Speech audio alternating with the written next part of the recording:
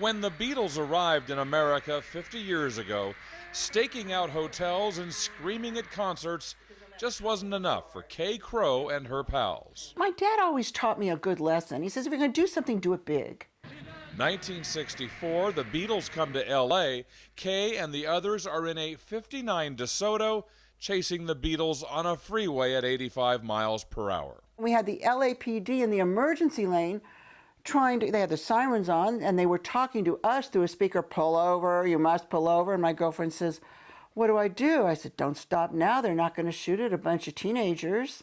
They didn't meet the Beatles. They did get a ticket, and they got coverage in the L.A. Times for that stunt. We vowed at that point the next year we would meet the Beatles. 1965, the Beatles return, and this time Kay and her friends learn what house the group is staying in, but it's a house with a moat, walls, and security.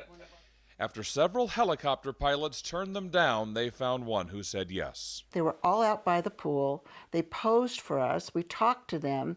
Talked to them from 300 feet using a bullhorn. They were waving, they were posing, they were impressed. So impressed, the girls, just 15 and 16, were guests at a Beatles news conference where they communicated without a bullhorn. George said to me when I said, I'm one of the girls that rented the helicopter, and he says to me, is your father rich or something? The helicopter cost $100, and what still seems unbelievable 50 years later makes perfect sense to Kay. It was just we were some smart kids that really knew what we wanted, and we weren't going to take no for an answer. And her favorite Beatle is George. Her favorite album is Sgt. Pepper's.